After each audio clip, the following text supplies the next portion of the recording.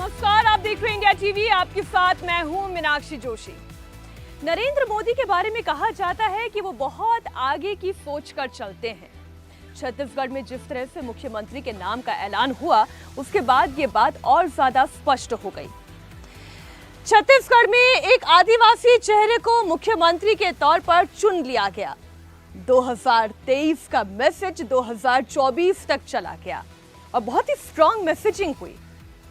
एक तरफ कांग्रेस पार्टी है जो अभी तक ठीक से हार पर मंथन भी नहीं कर पा रही है, अभी भी अपने पुराने चेहरों पर ही वो दांव लगा रही है, इसी कश्मकश में जुटी हुई है। तो वहीं दूसरी तरफ मोदी है जो 2023 के मैसेज को 2024 तक लेकर जा रहे हैं। ऐसे में राहुल गांधी मोदी का मुकाबला कैसे करेंगे? देखिए ये रिपोर्ट।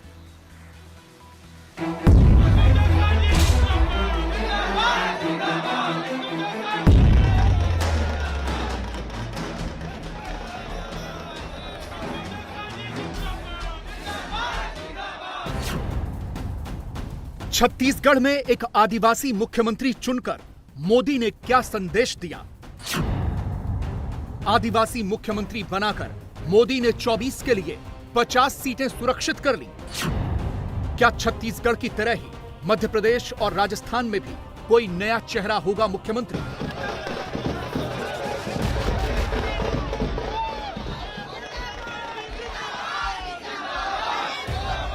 हिंदी हार्टलैंड के 3 राज्य तो बीजेपी ने पॉलिटिकली पहले ही लॉक कर दिए थे।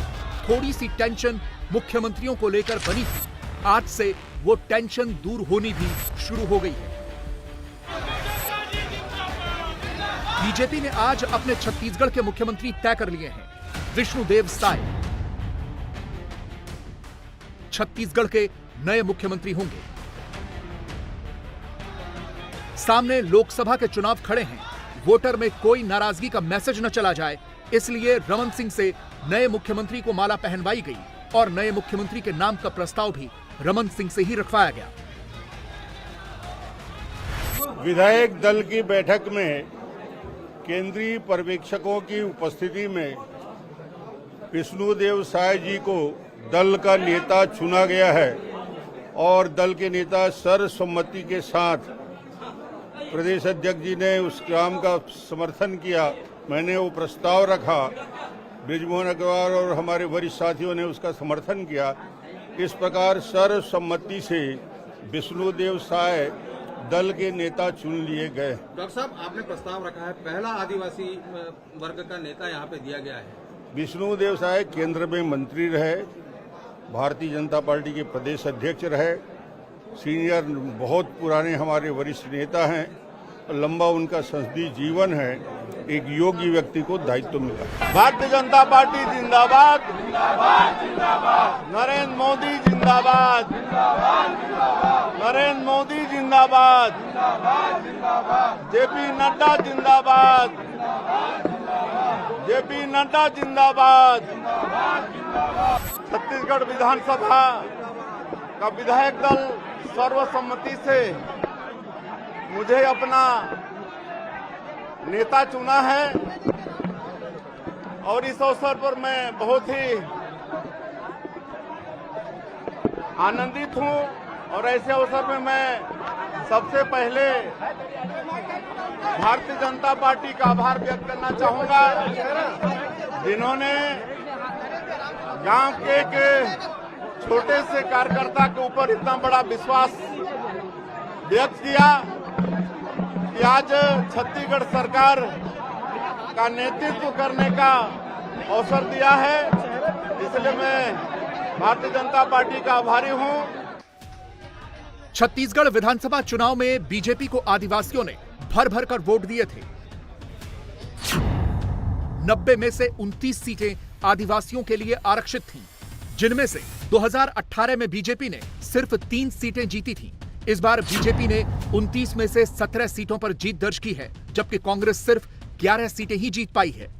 अमित शाह ने तो चुनावों के दौरान ही ऐलान कर दिया था कि अगर विष्णुदेव साय को जिता देंगे तो बीजेपी उन्हें बड़ा आदमी बना देगी। विष्णुदेव जी हमारे अनुभवी कार्यकर्ता है, नेता है, सांसद रहे, विधायक रहे, प्रदेश अध्यक्ष रहे, एक अनुभवी नेता को आपके सामने भारतीय जनता पार्टी लेकर आई है। आप इनको विधायक बना दो, उनको बड़ा आदमी बनाने का काम हम करेंगे। बीजेपी की पॉलिटिकल मैसेजिंग बिल्कुल क्लियर है। पहले देश में एक आदिवासी राष्ट्रपति और अब छत्तीसगढ़ में आदिवासी मुख्यमंत्री। दिमाग में 2024 का लोकसभा चुनाव और उसके बाद के विधानसभा चुनाव हैं।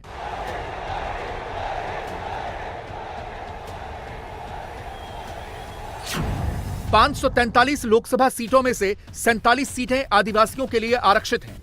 भारत के 31 राज्यों और केंद्र शासित प्रदेशों में 4123 विधायक हैं। इनमें से 558 सीटें अनुसूचित जनजातियों के लिए आरक्षित हैं। 2024 के लोकसभा चुनाव में बीजेपी के लिए छत्तीसगढ़ में एक आदिवासी मुख्यमंत्री बनाना कैसे पूरे देश के लिए महत्वपूर्ण होगा, अब यह भी समझ लीजिए।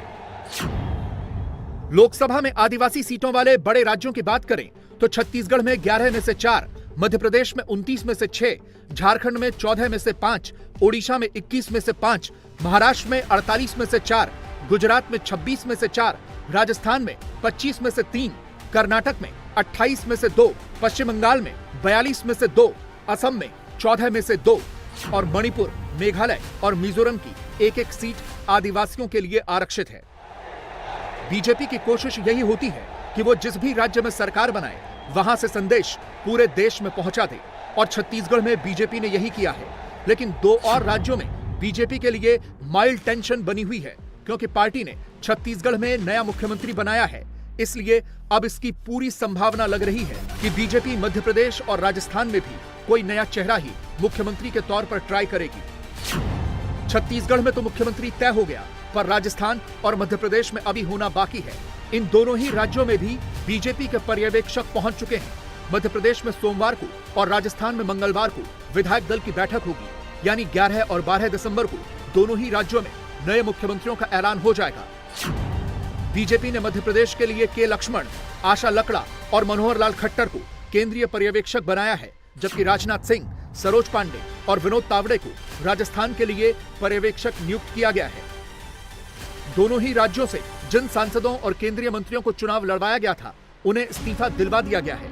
लेकिन राजस्थान में वसुंधरा राजे की वजह से समस्याएं आ सकती हैं, जिन्होंने आज भी शक्ति प्रदर्शन के लिए विधायकों की परेड करवाई। राम हमारी हर सांस में बसे हैं, इसलिए मुंह से राम राम निकलता है। मध्य प्रदेश में मौजूदा मुख्यमंत्री शिवराज सिंह चौहान वैसे तो चुप हैं, कुछ कह नहीं रहे हैं, बल्कि पहले से और ज्यादा एक्टिव हो गए हैं। लेकिन अगर उन्हें मुख्यमंत्री नहीं बनाया गया तो बीजेपी की सेंट्रल लीडरशिप के दिल में 24 को लेकर एक अनजाना डर जरूर रहेगा। इन तीनों ही राज्यों में लोकसभा की 65 सीटें हैं और पिछली बार यानी 2019 में बीजेपी को 65 में से 61 सीटें मिली थी। मध्य प्रदेश में 29 में से 28, राजस्थान में 25 में से 24 और छत्तीसगढ़ में 11 में से 9 सीट। हिंदी हार्टलैंड के इन 3 राज्यों के दम पर ही बीजेपी 2019 में 300 के पार पहुंची थी।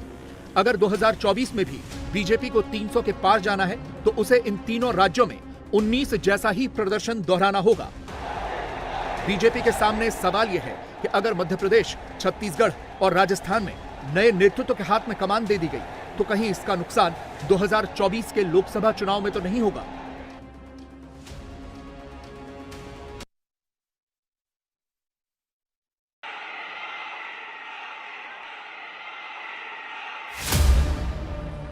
क्या नरेंद्र मोदी 2024 में 350 सीटों के पार अपने दम पर चले जाएंगे? क्या मोदी की वजह से एनडीए 2024 में 400 के पार चला जाएगा? क्या राहुल गांधी एक बार फिर से 50 सीटों पर ही रुक जाएंगे? मोदी की हाल की परफॉर्मेंस देखकर अब तो विरोधी भी यही मानकर चल रहे हैं कि अकेले दम पर बीजेपी 350 के करीब तो चली ही जाएगी। मोदी को थोड़ा थोड़ा और जोर लगाना है। पिछली बार यानी 2019 में मोदी के दम पर बीजेपी 300 के पार चली गई थी। 3 राज्यों यानी छत्तीसगढ़, मध्य प्रदेश और राजस्थान के विधानसभा चुनावों से पहले 2024 के लिए जो ओपिनियन पोल हो रहे थे, उनमें मोदी का ग्राफ पहले ही 325 के करीब था। 3 राज्यों में हुए विधानसभा चुनाव से पहले इंडिया टीवी सीएनएक्स के सर्वे में एनडीए को 318 सीटें और इंडिया गठबंधन को 175 सीटें और अन्य को 50 सीटें मिलने का अनुमान था। पार्टी वाइज बात करें तो बीजेपी को 290 और कांग्रेस को 66 सीटें मिलने का अनुमान लगाया गया था। यानी बीजेपी तो अपने अकेले दम पर भी मेजोरिटी ला ही रही है। लेकिन ये पूरे आंकड़े तब के हैं जब सारे सर्वे तीनों राज्यों यानी मध्य प्रदेश, छत्तीसगढ़ और राजस्थान में बीजेपी के लिए मुश्किलें बता रहे थे। इसी सर्वे में छत्तीसगढ़ की 11 में से 7 सीटें बीजेपी को और 4 सीटें कांग्रेस को बताई गई।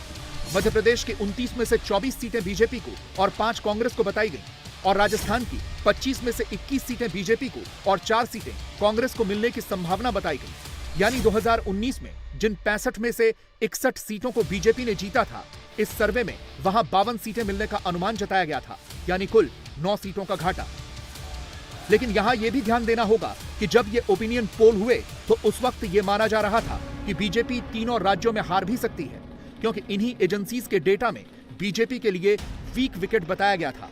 अब तो बीजेपी स्ट्रॉन्ग विकेट पर आ गई है, तो जाहिर तौर पर बीजेपी की स्थिति और स्ट्रॉन्ग हो गई है। कुछ लोग तो कह रहे हैं कि आज की इस हैट्रिक ने 24 की हैट्रिक की गारंटी दे दी है।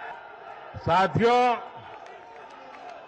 आज के जनादेश ने ये भी साबित किया है कि भ्रष्टाचार, तुष्टीकरण और परिवारवाद को लेकर देश के भीतर, देश के हर नागरिक के दिल में जीरो टॉलरेंस बन रही है।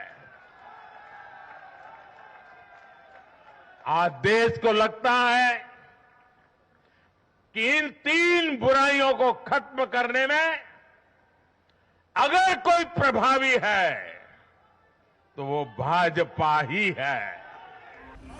हालांकि विरोधी फिलहाल 4 बड़े राज्यों के भरोसे हैं, जिनसे उन्हें लगता है कि वो मोदी को मात दे सकते हैं। ये 4 राज्य हैं 40 सीटों वाला बिहार, 42 सीटों वाला पश्चिम बंगाल, 28 सीटों वाला कर्नाटक और 48 सीटों वाला महाराष्ट्र। इन चारों ही राज्यों में लोकसभा की 158 सीटें हैं और 2019 में बीजेपी गठबंधन ने इन चारों राज्यों में 124 सीटें जीती थी। लेकिन पिछले 5 सालों में बहुत कुछ बदल चुका है। बिहार में बीजेपी और जेडीयू का गठबंधन टूट गया है, जेडीयू आरजेडी के साथ मिल गई है, इसलिए विपक्ष को उम्मीद है पश्चिम बंगाल में अगर गठबंधन हो गया तो बीजेपी वर्सेस ऑल की लड़ाई होगी। बड़ी प्लेयर ममता बनर्जी ही होंगी। उधर कर्नाटक में अब कांग्रेस की सरकार है तो कांग्रेस को लगता है कि लोकसभा में फायदा होगा। और महाराष्ट्र में भी शिवसेना और बीजेपी का गठबंधन था जो टूट गया, फिर शिवसेना भी टूटी, फिर एनसीपी भी टूटी। दोनों पार्टियों के दोनों गुट बीजेपी के साथ सरकार चला रहे हैं, तो वहां भी कुछ भी हो सकता है।